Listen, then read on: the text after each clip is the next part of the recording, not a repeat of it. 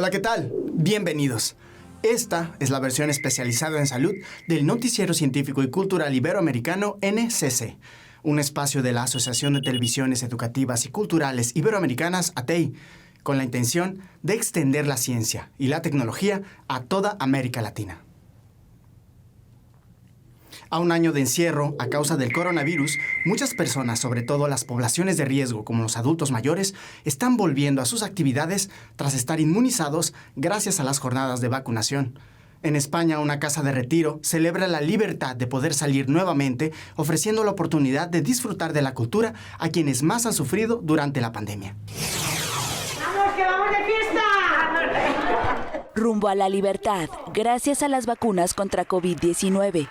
Algunos residentes de esta casa de retiro en Madrid salen al teatro por primera vez en casi un año.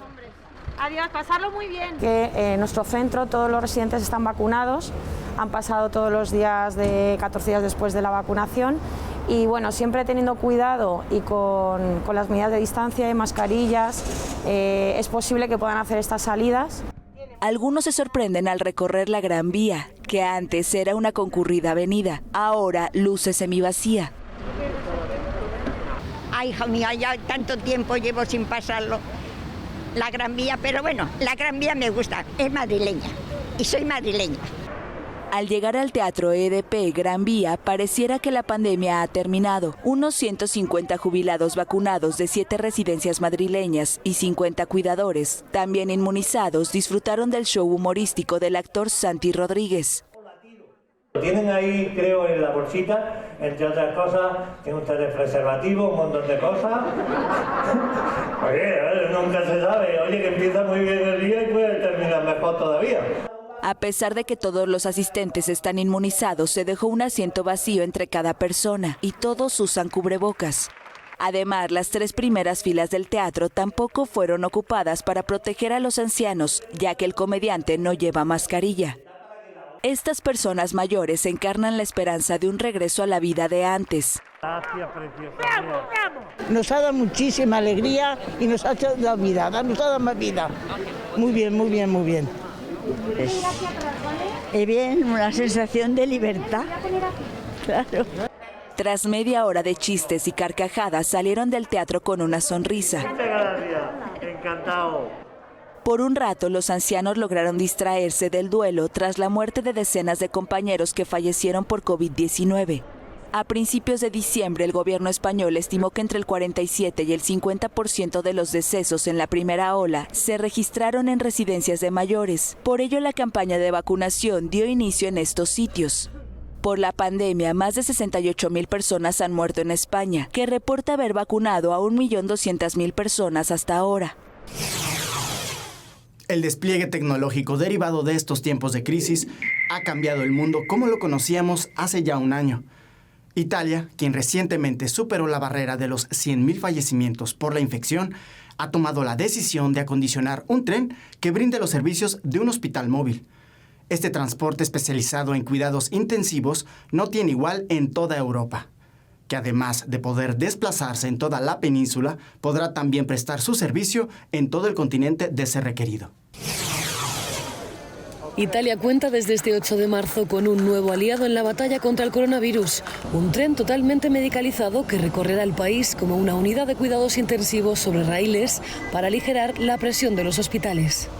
El convoy ya espera en la estación de Roma Termini a que algún hospital italiano requiera el servicio de este tren, cuyo interior no solo incluye camillas, sino que ha sido configurado para que haga las veces de hospital sobre raíles, impulsado con la colaboración de Protección Civil, Cruz Roja y la Agencia de Emergencias de Lombardía.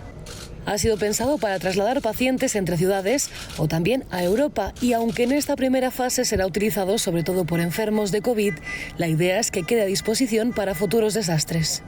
El tren consta de 8 vagones y 21 plazas de cuidados intensivos repartidas en 3 de ellos, que poco o nada tienen que ver con su aspecto convencional solo por su dimensión. Cada uno de los vagones cuenta con un médico y 4 enfermeros, como la doctora Carnelli y la enfermera Laura Donadelo, que hoy lo preparaban todo a la espera de emprender su primer viaje. Además del tren sanitario, la bulliciosa estación de Termini ha abierto un pabellón de casi 2.000 metros cuadrados para vacunar, convirtiéndose en el primer polo ferroviario del país en albergar un centro para esta finalidad en su plaza principal. Los problemas que resultan de no cuidar nuestra salud mental son más comunes de lo que se piensa. Afortunadamente, estos padecimientos son reconocidos hoy en día en busca de fomentar el bienestar de cada persona. El miedo, por ejemplo, ha sido una sensación recurrente en estos tiempos, que a su vez logra ser subjetiva e individual. Funciona como respuesta o preparación natural del cerebro a lo que está por venir. Pero, ¿cómo sobrellevarlo? Aquí algunas recomendaciones. El miedo es una emoción que tenemos y que nos ha hecho sobrevivir como especies. Pensamos en los depredadores naturales que hemos tenido, como son los animales salvajes, y que al experimentar esta sensación que nos da como adrenalina, pues nos ayuda o a pelear o a huir. Si vemos a un animal que nos va a atacar, eso es lo que sentiríamos. Ahora, en nuestras sociedades eso lo seguimos sintiendo cuando ya no es un estímulo que necesariamente nos va a atacar de esa manera. Y esto es lo mismo que estamos sintiendo con el COVID-19. A mí lo que me gusta primero enfatizar es que precisamente como es una enfermedad que no conocíamos, este miedo es natural, ¿no? Entonces no es que la gente esté exagerando, ¿no? O sea, a lo mejor el miedo puede ser irracional y puede ser excesivo, pero eso no significa que sea una cosa ni que la persona quiere sentir, ni que sea injustificada, ¿no? Entonces, la manera de afrontarlo, pues la primera es reconocer esta emoción, ¿no? Reconocer que se está sintiendo y empezar a trabajar con eso. Entonces, una de las recomendaciones que hacemos es que la persona se distraiga. Programar actividades con horarios y zonas designadas todos los días disminuye considerablemente la ansiedad que experimenta la población que se encuentra en aislamiento, debido al exceso de información que corre principalmente en las redes sociales. Destinar un tiempo determinado a leer esta información o ver los videos que se mandan. Y relacionado con eso, pues también está el filtrar, ¿no? Saber cómo diferenciar qué información es oficial o cuál es científica y cuál tiende a ser un poco más sesgada o que es hasta tendenciosa. Además de informarse a través de fuentes oficiales y tomar las medidas de precaución, también se debe despejar la mente para evitar pensamientos recurrentes. Otra de las cosas que deberíamos de hacer sería actividad física, ¿no? Si el espacio que tenemos en la casa es reducido, pues negociar esos espacios. Entonces, a lo mejor lo que es durante las mañanas la oficina de alguien, durante la tarde va a ser un poco como el gimnasio de la otra persona, ¿no? Entonces, tratar de ajustar estas dinámicas y recordar que es temporal. Y en esto de que no sabemos cuánto tiempo va a durar, pues sí tenemos que tener como un poco de paciencia, y lo que nos puede ayudar ahí a reducir la ansiedad pues también es como hacer ejercicios de relajación. Entonces esto puede ser pues respirar profundamente durante 10 respiraciones, y esto sí ayuda pues a hacerlo varias veces al día. Pues no tenemos que estar conviviendo todo el tiempo, ¿no? O comunicándonos, sino aprendiendo a estar, y que cada quien necesita distintos horarios a lo mejor también. La cero prevalencia es un concepto que trata de estimar el porcentaje de la población que ha desarrollado anticuerpos frente al coronavirus. En España, un grupo de investigadores se encuentra en fase de prototipo de una nueva prueba contra la COVID-19, que permite el reconocimiento de anticuerpos mediante muestras de suero humano. Las características de este nuevo test incluyen un costo accesible, además de una alta sensibilidad y fiabilidad. Investigadores de la Universitat Politécnica de Valencia, en colaboración con la Fundación Fisabio, Hospital Dr. Peset de Valencia, han desarrollado un nuevo test inmunológico para estudiar la seroprevalencia de la población frente al SARS-CoV-2. Entre sus ventajas, destaca por su bajo coste. Se ha desarrollado a partir de reactivos que podemos adquirir individualmente, reactivos comerciales, no ya en forma de un kit montado, lo cual encarece mucho los costes, sino nosotros hemos hecho una prospección de todos los reactivos comercialmente disponibles, hemos seleccionado la combinación óptima y con eso hemos desarrollado nuestro propio test. En fase de prototipo permite la detección de anticuerpos IgG e IgM frente al virus a partir de muestras de suero humano. Si en el suero de ese paciente existen anticuerpos frente al antígeno, frente al SARS-CoV-2, causante de la COVID, si existen anticuerpos se van a unir a esa placa, a ese sustrato, a ese soporte del ensayo que tenemos, y después con un segundo anticuerpo que lleva una marca colorimétrica revelamos la presencia de esos anticuerpos y por comparación con unos controles sabemos si es positiva o es negativa esa muestra para esos anticuerpos, es decir, si ese sujeto ya posee en su sangre anticuerpos frente a este virus. Y todo ello hasta 10 veces más rápido que las tiras reactivas utilizadas actualmente. Tardaríamos unas 3 horas en analizar 150 o 200 muestras, es decir, nos puede salir en un promedio de a menos de 1 minuto por muestra. Esto lo digo por comparación con las tiras reactivas y las tiras rápidas, que dicen son muy rápidas, son 10 minutos. Sí, pero hay que ir una a una. Aquí simultáneamente podemos analizar más de 100 muestras, entre 100 y 200 muestras en 3 horas. Este test resulta de gran interés en el contexto actual. Adquiere mayor importancia el desarrollo de este test, ya que es un momento en el que nos interesa confirmar cuál es el efecto de las vacunas que se están empezando a introducir y administrar. El proyecto se enmarca dentro del Programa de Investigación Sanitaria Polisabio 2020, impulsado por la Universidad Politécnica de Valencia y la Fundación Fisabio. Sean parte de nuestros canales de WhatsApp y Telegram. En un momento regresamos.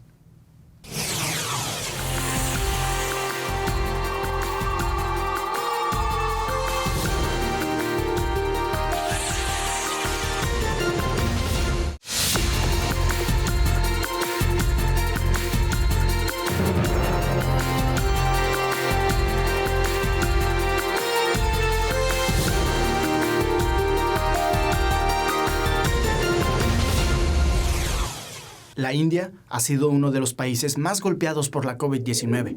El impacto económico y social de la pandemia ha tenido importantes consecuencias domésticas, pero también internacionales. A un año de que la crisis comenzó, los ciudadanos del también gigante asiático buscan maneras de salir adelante tras un fenómeno que ha afectado a todos los sectores.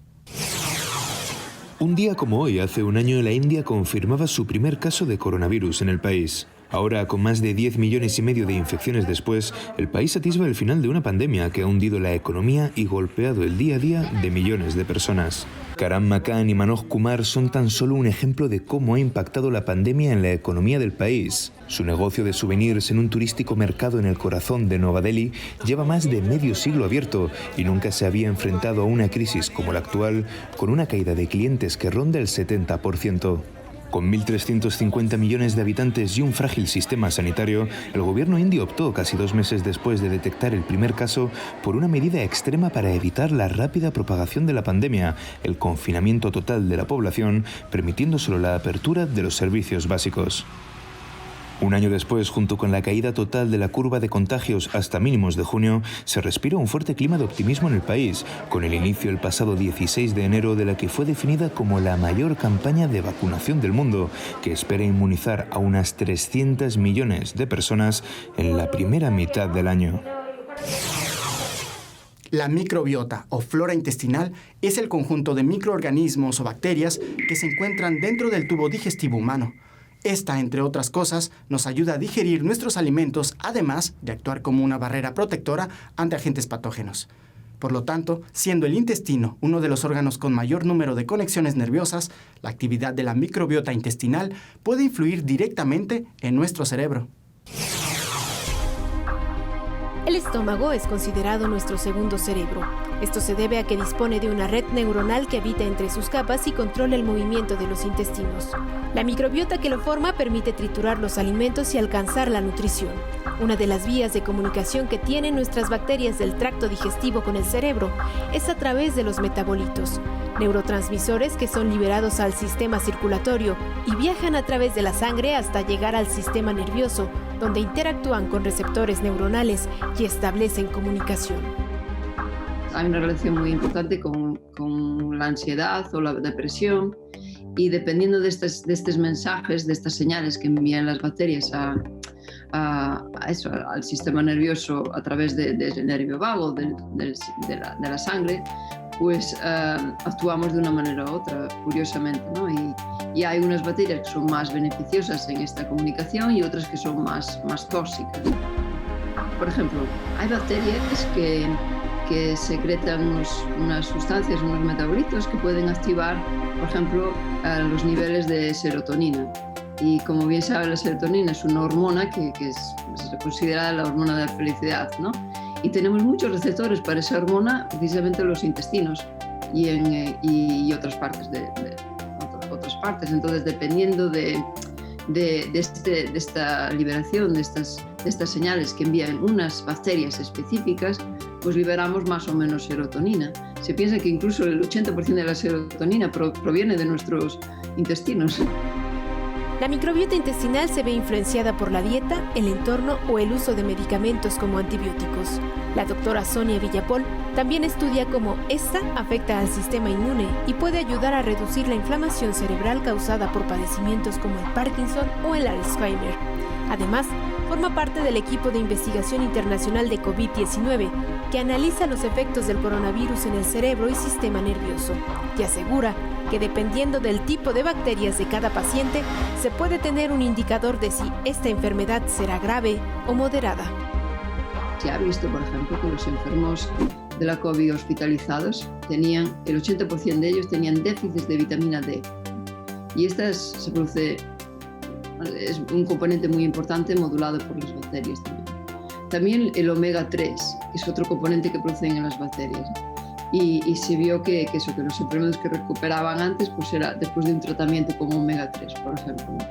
Y estos todos componentes que tienen una relación directa con las bacterias pues son como tratamientos o prebióticos o probióticos que se pueden administrar que beneficiarían el estado inmune y el refuerzo del sistema inmune.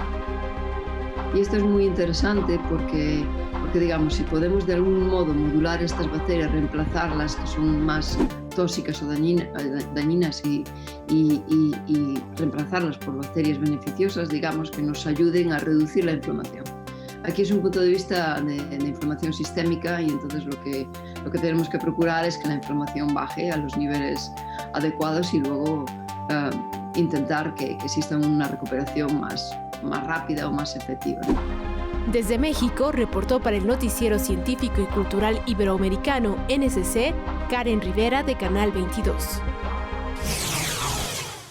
Practicar ciclismo a cualquier edad puede generar un cúmulo de beneficios como reforzar el sistema inmunológico, mejorar la circulación, además de, por supuesto, reducir los niveles de contaminación. Sin embargo, para llegar al punto en el que un gran porcentaje de los habitantes de una ciudad pueda acceder a los beneficios de andar en bicicleta de manera cotidiana, es importante, además de generar infraestructura prioritaria, como las ciclovías, atender un problema que nos involucra a todos: la educación vial. Me aporta mucha felicidad, no contamina, es más económico y disfruto la ciudad, vivo en la ciudad a través de la bicicleta.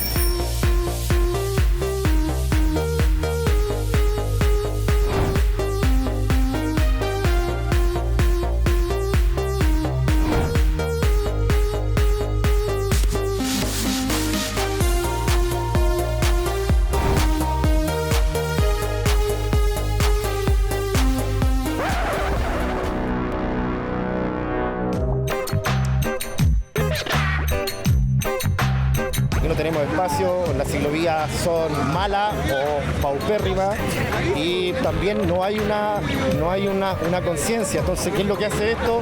Te pone a la palestra que el uso de la bicicleta, por lo menos en Santiago y en Chile, va en alza. Lamentablemente así también las muertes, como quedó demostrado el año pasado, más de 100 muertes, ahora llevamos más de 11.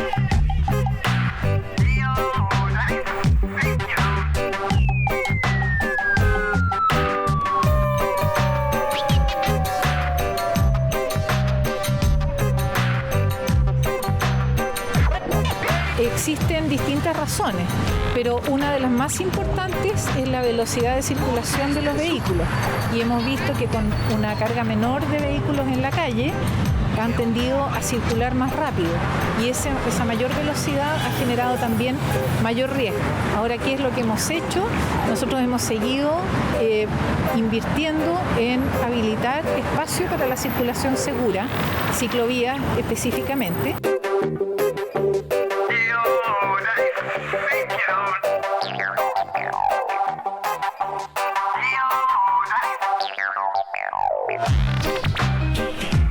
Todos los días estoy a punto de tener algún accidente con alguno. Los choferes no respetan mucho a los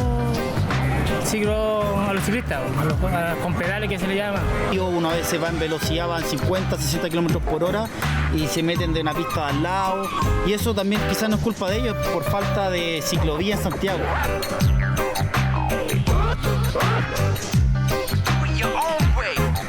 No hay una cultura vial en general entre ciclistas y automovilistas. Yo creo que esa es la lucha que nosotros tenemos que dar como personas, como grupo, como revolución ciclista, en buscar que efectivamente la bicicleta primero se posicione como un transporte del futuro y que las autoridades entiendan que necesitamos más espacio, mejores ciclovías y respeto vial. Cuando Catherine era una niña, solía compartir sus aspiraciones de convertirse en periodista una vez alcanzada la vida profesional. No obstante, siempre recibía comentarios desmotivacionales referente a la falta de oportunidades para las personas con capacidades distintas como ella. Hoy día, a sus 41 años, es miembro del Parlamento Europeo, donde hace campaña, entre otras cosas, en pro de los derechos de las personas con capacidades diferentes. Nobody would like to see a person with a visible disability in front of the camera. No, don't even think about it. It's like flying to the moon.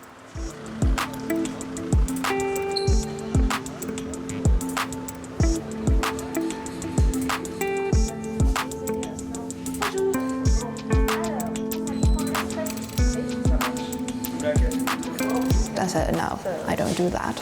And the guy, he went super angry and said, you will never find a job somewhere else.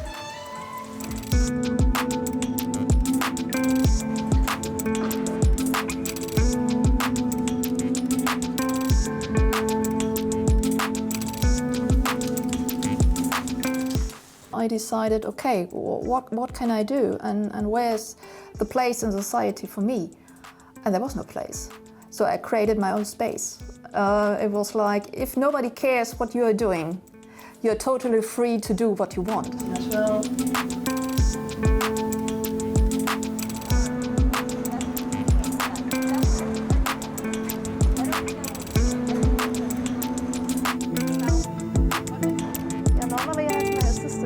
I say, please be aware, it would be nice to put my mail not in the highest box you have.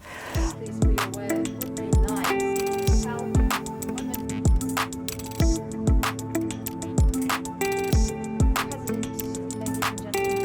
After almost 10 years, the EU still hasn't managed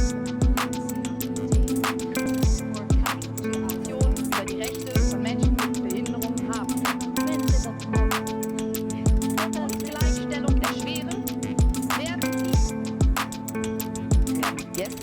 Zugang, Inklusion und Beteiligung sind Menschenrechte.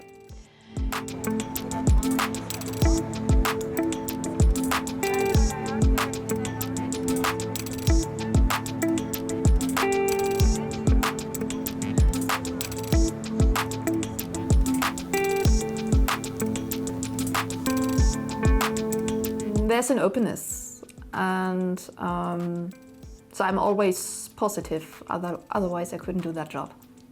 You have to be positive, and even it's a tiny step, it's a step. Gracias por acompañarnos en este viaje informativo en el Noticiero Científico y Cultural Iberoamericano NCC, especializado en ciencias médicas y tecnología de la salud. Recuerden que también tenemos Ciencia, Tecnología y Cultura con Iván Carrillo y Ana Cristina Olvera. Gracias a los socios de ATEI, que a través de sus plataformas hacen posible esta transmisión. También gracias a las agencias informativas AFP, EFE, Notimex, Xinhua, Euronews y Deutsche Welle. Visite nuestra página noticiasnsc.com, utilice nuestra aplicación móvil y síganos en nuestras redes sociales. Nos encuentran como NSC Iberoamérica. Soy Jonas Birmar. Cuídense mucho. Nos vemos en la próxima.